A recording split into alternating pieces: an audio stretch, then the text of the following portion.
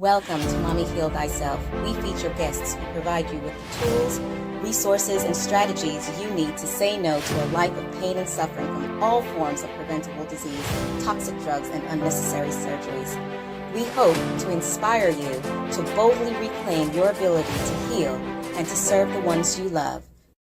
Do it again. Welcome, everyone, to another episode of Mommy Heal Thyself. Today I have with us Lynelle DeRoo, who is a registered dental hygienist. She's the founder of Brush for Life, Incorporated, and BFL International, a 501c3 organization. A dental health professional since the age of 14. I mean, this is so amazing. Lynelle is passionate that others learn the best practices for oral health and overall longevity. Her trademark smile system is brushing, provides a methodical and systemic approach to oral care. It's time that dental and medical care was approached and taught together to provide optimum health outcomes for young and old. And as we always say, guess what? I'm going to let you in on a secret. Your mouth is a part of your body. Who would have thunk? You would never think that, thinking about our insurance paradigm, which says, oh, you have to have dental insurance over here and eye care insurance over here. And oh yeah, everything else is over here, which is crazy. So today she's going to tell us about the question, is your toothbrush killing you? 5 keys to oral health and your longevity. Welcome, Lynelle. Thank you very much. It's a pleasure to be here. I'm honored that you asked me to be on your podcast. Thank you. So let's get right into it. Yes. How deadly is your toothbrush? And then we're going to pivot and talk about what you can do about it. So everyone brushes. And basically, who cares about your teeth? People tend to take them for granted. It's a boring topic. I get that. It is until you don't have teeth or you have just a few. And then besides that, there's pain. Then you're concerned about your teeth. So we all want to avoid that. There are 2 paramount concerns among Americans. In Europe, in fact, I've had several Europeans when I traveled to Europe tell me we can pick out Americans like that. And I said, really? They said, yeah, we know who you are because of your teeth. And we tend to have teeth that are in good shape. They're white, they're straight, typically. And so that tends to identify us as Americans because we care about them being white, straight, and we also care about our breath. So those are the 2 paramount things, breath and white. I used to do a little search for doing AdWord searches for Facebook. And those were the things that people search for the most. People don't search for how to brush and how to floss because they think that they've tackled that. They've learned that from childhood. Yeah. However, I've been a hygienist for 40 years, and I can tell you that a lot of people don't. Because if they did, 75 to 80% of Americans wouldn't have gum disease. And those are the ones that go to the dentist. That's how we have those factors. But they do. So clearly, people don't know what they're doing. Otherwise, they wouldn't have that rate of gum disease. So what do we need our teeth for? Well, of course, eating. You also need them for digestion because the more thoroughly you chew your food, the smaller the particles become, which means there's more surface area to all these. There's more particles, so more surface area. And that's how your stomach and your digestive tract extracts nutrients. So, and, just a little point with that, Lynelle, because a lot of times I hear people talk about they see little bits of food in their stool, and then they get all crazy about digestive enzymes and, oh, maybe I just shouldn't eat any vegetables. I'm like, no, it's telling you need to chew. So thank you for stressing that. Yes, we do not have teeth in our stomach. People misunderstand the digestive process of the stomach. It doesn't continue to actually like dissolve or break down the food particles. Not at all. It's simply going to pull them out. Not that they're leached out, but that pulls out the nutrients or of the surface area. So the more thoroughly you chew your food, the more thoroughly it's mixed with the saliva, which begins the digestive process, which is then met and assisted in the stomach and completed as it goes through the intestinal tract. So it's very important to chew your food properly. People who have all their teeth live 10 years longer than people who have no teeth. Because because when you have teeth, you're able to chew your food and mix it with the saliva.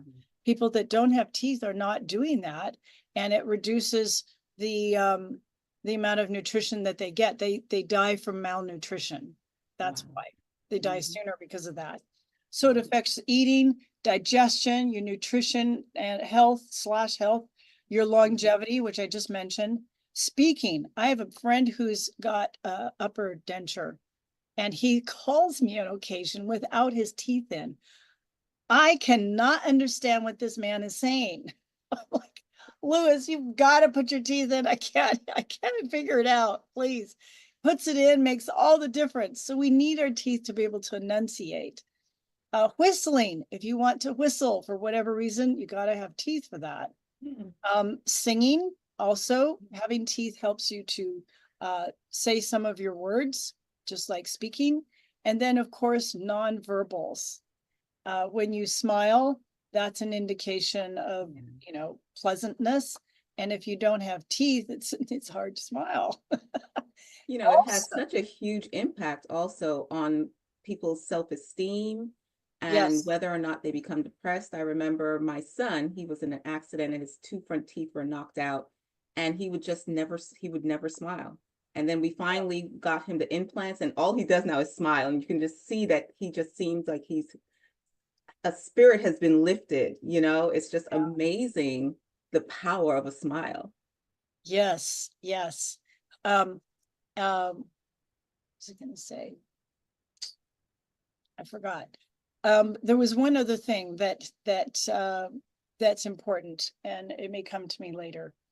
Yeah, so you were talking about the way in which we the teeth, how it affects a lot of other things besides digestion. It affects the way in which we are being seen, the way in which we show up for the world, and things of that nature. Oh, yes. So people who don't have teeth are perceived to have a lower IQ if there's missing teeth in the front. Even if that's not the case, it tends to be a judgment that people make.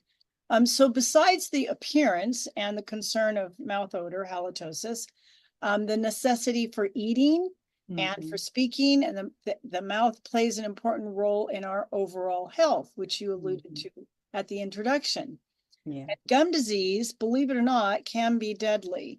I had these new postcards made for my business, Brush for Life, and I had been taking care of my mom. She was in a hospital type bed. She wasn't very good with her balance, and so I had brought in my new cards. They were 4x6, and I put one on her table stand next to her bed, and I was on the opposite side of the bed from the entrance of the room. Just then the hospice nurse came in, and she's a very bubbly character and personality, and she points to the card, because it was the only thing on the table besides the lamp, and she said, "What's that?" And I said, "Oh, these are my new business cards." And she said, "Well, what's it about?" And I said, "Well, it's about the mouth-body connection."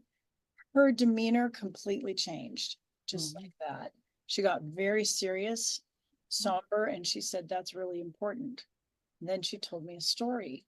She said, "My mother had diabetes, and she had sepsis, infection of the blood. And the doctors couldn't figure out where this infection was coming from. And she was getting sicker and sicker and sicker. When they finally determined that this infection in her blood was coming from her mouth, it was too late. She died 2 days later from gum disease.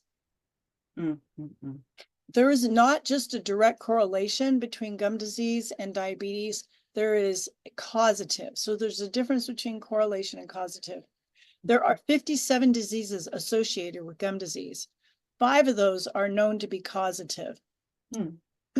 That is heart attacks, stroke, diabetes, low birth weight, and preterm babies. Wow. These are very well documented. They're very well studied. Lots of research has gone into these 5 areas. The other 52, not as much research has been funded. So to say it's causative doesn't necessarily mean that that it's correlated, doesn't necessarily mean that it's not causative. It's just not been as well researched. There are at least 8 cancers associated with gum disease. Wow. Blood, lung, kidney, pancreatic, oral, I think breast. And breast cancer even. Breast. I can't remember some of the others, but off the top of my head, those are just a few. Yeah. I have made a poster. In fact, this is a handheld size. Oh, wow. And it shows some of them on here. This is a visual aid that I have for hygienists and professionals on my website, brushforlife.com. You see the words here behind me. I have a professionals tab so that anyone that wants one of these can get them. On the back are brushing and flossing instructions. That is neat.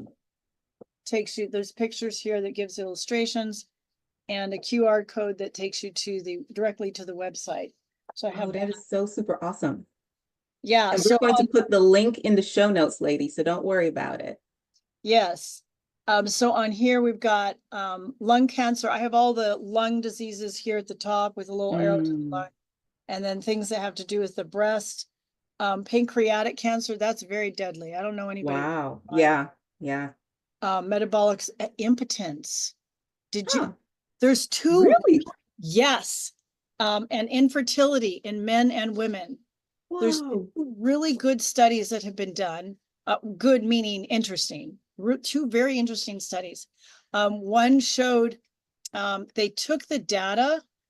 They did like an analysis of data that had been collected for other reasons from a hospital that was for infertility in men. And they looked at, their rate of their oral care, and they determined that men that had had gum disease and then later had a cleaning, they noticed that their sperm count went way up after they'd had a thorough cleaning if they had gum disease. And of course, who would have thunk? Right? But let me ask you something. If you ever bite your tongue and it's bleeding, or somehow you cut your mouth and it's bleeding, have you noticed that it doesn't bleed very long? That's true. It self-heals very quickly. That's because the bacteria in your mouth have a very high clotting factor. So let me ask you, if those bacteria get into your bloodstream, what is going to happen? I didn't think about that. These bacteria have something that they give off that makes the blood vessel walls become permeable, and they'll dive bomb right through the wall. I have a scanning electron microscope photograph of a cell going right through the wall of a blood vessel from in the mouth. Whoa. So like a submarine, they'll dive through and they get into your bloodstream, even if you don't have broken blood vessels. And they get into your bloodstream and they cause these little micro clots, if you will. And that's why there's a problem with impotence, because that organ it has lots and lots of little tiny blood vessels, and it needs lots of blood supply. And if it's cut back, then you have a problem, right? Yeah. Interesting. It's just logical. So you remove the bacterial load in the mouth, and then you have better blood flow. Wow. And it also makes sense from the standpoint of the immune system. If you're battling with some kind of virus or bacteria, your body is not going to prioritize procreation. It's going to be like, no, we've got other things to deal with. Exactly. It creates this low-grade infection, low-grade, systemic infection chronically, and it's very detrimental to the health overall. So as this indicates, the bacteria in your mouth will divide every 10 to 20 minutes. One cell becomes two. Wow. And in 24 hours time, that one cell will have split, and those split till you have at least 5,000 billion cells. Woo. So Yes. that's why it's so important to brush more than once a day then. Yes, and to floss, because 40%, almost half of your tooth surface is between the teeth. The Really? molars are shaped like rectangles, okay? Mhm. And your front teeth, although they look like my hand, you know, they get narrow at the gum line. Mhm. If you were to turn that tooth sideways, it's shaped like this. Hmm. So it's wedge shaped. In fact, the tongue side of the lower front teeth are kind of scoop shaped. There's a little Yeah, up yeah. on the back. But it's still wedge shaped. And so there's a big triangle on both sides of the tooth. You see the front triangles and the you know, front and the inside, but the sides, that's a lot. That's why there's almost half the tooth is not reached with a toothbrush. Now I do have a brushing systematic approach that helps improve that. It's not going to replace flossing, which I'm going to get more onto that in a minute. Okay. Let me finish with the bacterial division. So you have 5,000 billion cells. They live about 10 hours, then they die. The cell wall is still intact, even though the inside is not living, and it doesn't go anywhere. It's still stuck to the tooth, okay? It's just dead. In 5 days, if that bacterial cell is not removed by friction, an irrigator does not take it off, okay? Yeah. Then the cell wall will begin to pick up minerals from your saliva, and it turns hard like a barnacle. So the soft plaque, the soft bacteria is referred to as plaque. Bacteria that has started to solidify and change from organic to inorganic substance on the tooth is tartar. Tartar is a layman's term. Okay. It's referred to, it hails back to the days when they had wine barrels. And there's a white crusty sediment that will form inside the wine barrel. And that is where we get cream of tartar from. And it's white. And that's where we get the slang term for tartar. The actual term for the bacterial cells that have hardened on your teeth is calculus. Calculi means rock in Latin. Yeah. Okay, so you have this rock-like substance. It doesn't brush off. You need to have it professionally cleaned. On top of tartar is always live bacteria. Okay, so you need to have your teeth cleaned periodically. If you've ever had gum disease, which I want to then pivot and talk about that next, because it's really important. Then if you've ever had gum disease, then you'll want to have your teeth cleaned more often. Now, here's the reason why. I need to go over a little anatomy, because when I pivot and talk about how to brush and prevent these problems, having a knowledge of the anatomy is going to be really helpful to create motivation so you'll continue doing it the right way and stay on point. Exactly. Let's say this is your tooth. Logically, people tend to think the gums come up to the tooth and just attach. But in reality, the gums actually come up to the tooth, dip down, and then attach like a sleeve or a turtleneck. Interesting. Where two teeth are side by side, that sleeve comes to a little point. You know how the gums come down between the teeth.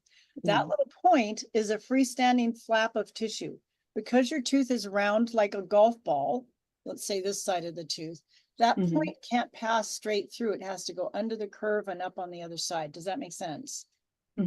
Okay. So this low area between the inside flap and the outside flap is where it's really important to use your floss.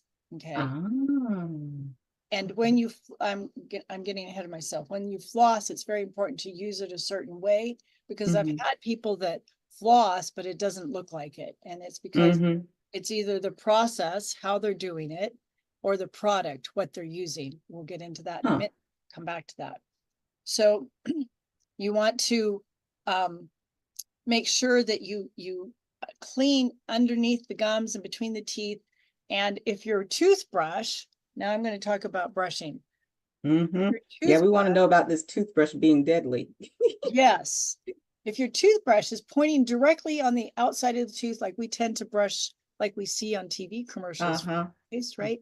We do this, or in movies, okay, like this. Those people are actors. They don't know what they're doing. Don't imitate them. So, all right, let's get the pro advice, okay? Yeah. What you want to do is angle the brush so that it slides down into that turtleneck and then keep it there so it does a good job. So the term brushing, quote unquote, is a misnomer, which means it's been misnamed. You don't want to actually brush the teeth. You actually want to, let's say these are two teeth. You want to place the bristles against the teeth, angle it, and then just park there. Like agitate it. Pivot, yes, agitate, exactly. Some people say it's like massaging the gums. Okay, whatever. Yeah, massage the gums, agitate, wiggle. Yeah. Any of those terms will work, but just work on two teeth at a time, like you've got two hands. 5 to 10 seconds, two teeth at a time. Okay. So I want to go over the smile system for brushing. I actually have a little mirror decal. So this is vinyl. It's not sticky. It can be peeled off. You can clean your mirror and then put it back on. And this great for kids. Yes. This has the instructions right there with the QR code to take you to the videos. Okay, same thing for the flossing. So we're going to talk about the smile system. S is for start. Most people don't understand that when they first put the toothbrush in their mouth, that big wad of toothpaste is going to be more abrasive because it's more concentrated. Have you ever sprinkled cleanser like Ajax or Comet on the counter? And when you start rubbing, the area where it was sprinkled gets the cleanest. Have you noticed that? Okay. So the same thing will happen with this toothpaste. If you put it on your teeth where there's not much plaque, it will take off your enamel over time. I had a guy in another state. I'm in California. And this guy, his wife told me, he used to have beautiful teeth, but he has now no enamel on his front teeth. He's brushed it clear off because that's where he starts when he brushes his teeth. Enamel is the pretty part of the tooth. Enamel is like a hat that's made of translucent white glass. The rest of the tooth, the whole post of the tooth, if you will, is made of dentin, and dentin is a yellow color. So the thinner your white glass becomes, if you put a yellow light bulb behind white glass, what color does the glass appear to be? Yellow. Correct. So the thinner that enamel gets, the more yellow your teeth look. And some people mistakenly think, well, I need to brush my teeth harder because they're turning yellow. Well, they're making it worse.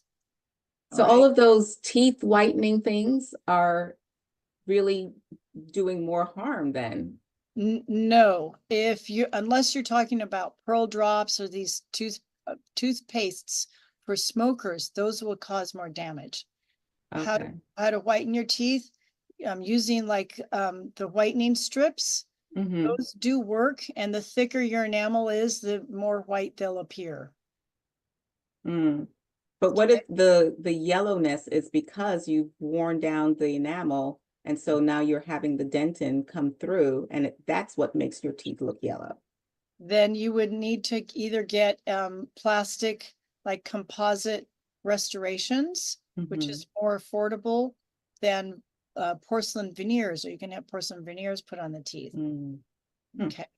So there's restorative. And I recommend for patients that have brushed so hard, right-handed people tend to start either on the front or on the left side, because this is easy to reach across yourself. Awkward. This is really awkward. So I find there's almost never gum disease, almost never on the front or on the left side. Instead, there's toothbrush abrasion right at the gum line where there's this notch on the side of the tooth. If this is the tooth, there's this big cutout area because they've been sawing at their teeth like this. Okay. And so you don't want to scrub your teeth like this. Like I said, you point the bristles up for the upstairs, lean against the teeth, and work on just two teeth at a time. But where you should start to put that toothpaste to good work for you is the Mhm. inside of the lower front teeth. And here's Oh. why. You have two places in your mouth, three places in your mouth where the saliva comes in. Mhm. Why does this matter? You remember me talking about tartar or calculus? Mhm. Mhm. The mineral that is attaching to the cell, the bacterial cell that's dead, is Mhm. calcium phosphate. Mhm. When you eat a lot of phosphorus in your diet, your body needs only a little bit, and it kicks out the extra phosphorus that it doesn't need into your bloodstream. That Mhm. phosphorus molecule is missing 2 electrons, and it goes in search of something with 2 extra electrons. It marries calcium. It has 2 extra electrons. So now you have these two molecules together, and they're sharing these 2 electrons, spinning Mhm. around both of them. Now you have calcium phosphate. Your body can't use calcium phosphate. So it Mhm. kicks it out of the body either through the saliva ducts, forming tartar on the teeth, Mhm. or through the kidneys, forming kidney stones. Mhm. Mhm. So you'll see more tartar buildup across from saliva ducts. I just had someone today. I worked this morning. And this person had really heavy calculus across from her molars, in between the first and second molars. Huh. You have a little saliva duct. If some of you, Yeah. if you pull your cheek out, you'll see this little bump or flap of tissue, and there's a hole there. That's Mhm. where saliva comes into your mouth. That's called the parotid duct. You Yeah. have another place where saliva comes into your mouth, right under your tongue in the floor of your mouth. Mhm. And so those two little ducts in the floor of the mouth, they're right side by side. Rinse over, bathe the lower front teeth in saliva more frequently than the other places. And so Mm. when we start cleaning your teeth, typically this is where we begin, because that's where there's the most tartar, because it accumulates there first before anywhere else in your mouth. And by the time you come in, now there's layers and layers of that accumulated, and it's the heaviest. Does that make sense? Yes. Okay. So S is for start. S is for start. So you want to put that toothpaste to work for you Mhm. inside of the lower front teeth, like this. M is movement. So I Mhm. talked about not literally brushing the teeth. If you use long strokes, it's going to ski over top of that turtleneck of each tooth, right? Mhm. It won't Mhm. have a chance to get down in here, park, and tear up the germs.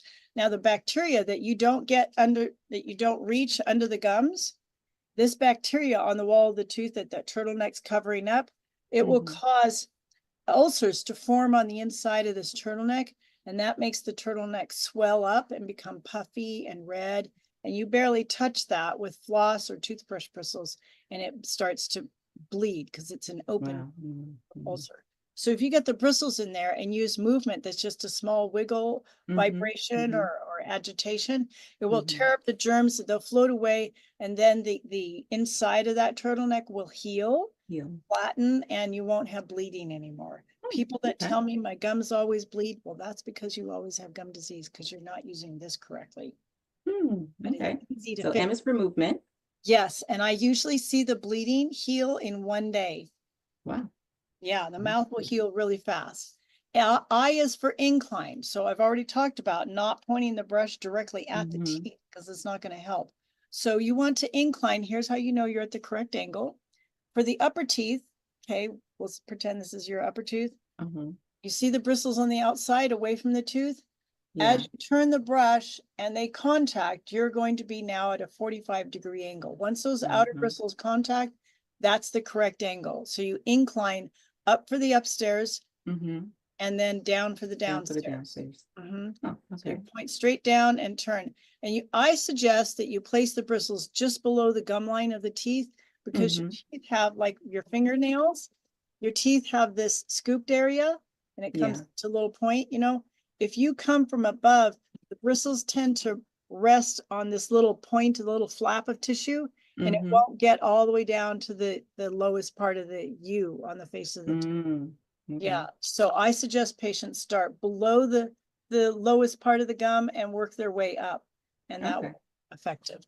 So I is incline, L is level. Now this is really important.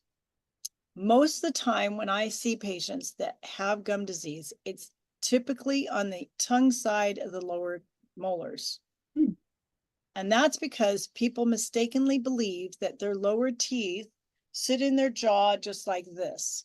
But your upper teeth sit in the upper jaw straight up and down like this. Okay, so this way, they're straight up and Okay. down. And they have the molars have 2 rows of points on them, the cusps. Your lower teeth have 2 rows of points. If the upper and lower teeth are perfectly straight up and down, they're going to bump. And it will be hard to chew. The lower teeth, God designed that our lower teeth tilt and they intersect in the upper teeth. Oh, interesting. Okay. So your lower teeth are slanted towards your tongue like this slightly. Okay. If you're brushing the inside of your row of teeth, I don't have my fake teeth here. Let's say this is your lower jaw here. If you're brushing with your handle up in the air like this, and this tooth is at an angle like this, are you going to get the gum line? So bring the handle down and center, okay? Point the brush at straight down, lean in to get the gum line area and work with the handle parallel. That way you'll have, like my fingers here, the whole row of bristles right at the gum line. When your handle's up in the air, the bristles won't get into the gums and you can't get a 45 degree. It has to be level. It has to be level. So handle down and center, and you'll see on my website, there's images of this and video. So handle down and center for the left, for the right, here's center, right under your nose. And then upstairs, handle up, left and right, okay? Level. It's easy enough to do on the outside. We all tend to do this. As soon as we go to the inside, we palm grip the brush like death grip, like it's gonna get away from us. And we scrub like this. Don't do this in the front, okay? Upstairs, you do this. Okay. Level, parallel. Lower teeth, very important. The lower teeth, you want to hold the handle parallel on the inside of the row of teeth like this and wiggle. So the bristles get right in between the teeth. I don't know. Can you see that get in between my fingers? Yes. So that's what will happen with your bristles in between the teeth, and you'll feel the difference.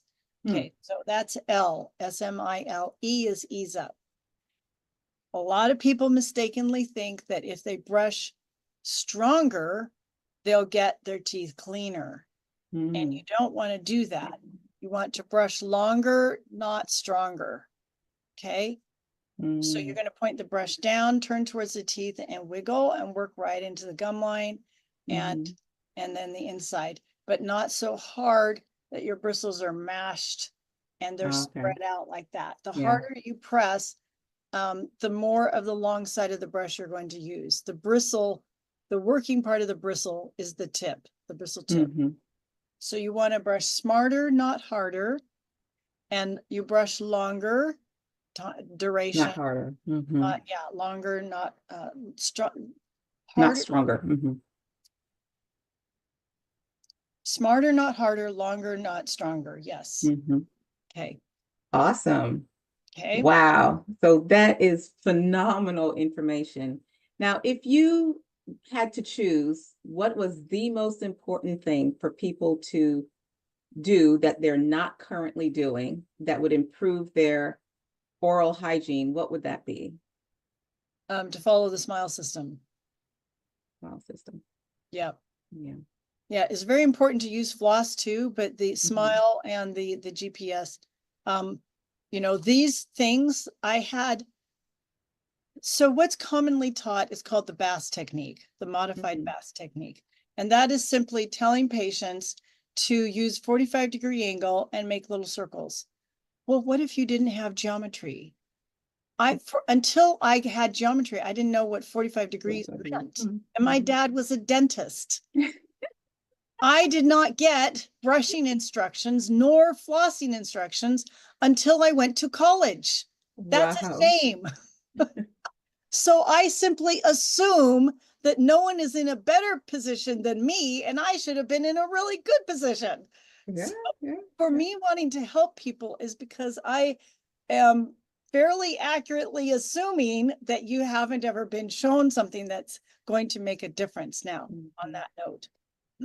And I've been to your website and I've enjoyed looking at all the videos. I'm a very visual learner, so I appreciate the time that you've taken to create those videos. And ladies, I encourage you, not only for you, but also for your children to look at those videos, you know, go to the website, download the infographic, click on the QR code, and get access to those videos. They are phenomenal, absolutely phenomenal. Yes, and for people who want fresher breath, there's an opt-in, a green button at the top right-hand side, and I guess from your direction it would be over here.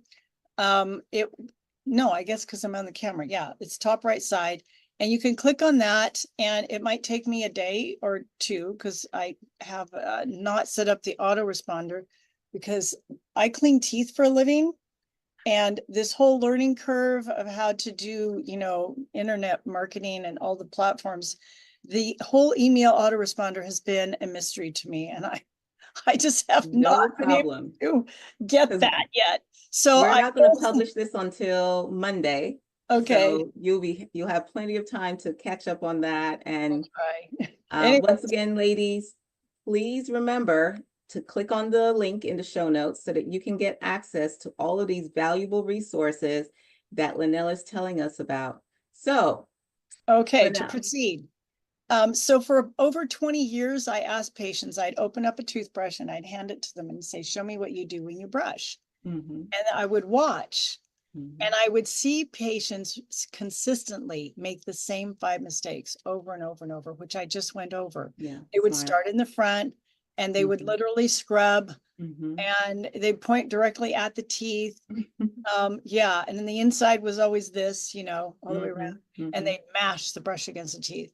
So that's how I developed this 5-point system. And I was calling it the 5 Ps. I couldn't even remember the 5 Ps. Well, I appreciate the SMILE acronym, let me tell you. So I prayed about it one day and I said, Lord, I need something simple, something memorable. Immediately the word smile came to mind. I'm like, so appropriate. We do this all the time, smile. And can I, you know, I need something more. I got nothing else. And I'm like, okay, let me think about this. Well, I show people where to start. That could be the S. And then I show them the movement, M, okay. And then obviously the incline, I'm like, I have been doing this for 25 years and I didn't realize it. And the funny thing is that I think that we're going to have to share this information with some of our dentists because none of the dentists I've ever been to have ever explained what you have shared with us today. So I greatly appreciate you taking the time to share this phenomenal wisdom with us.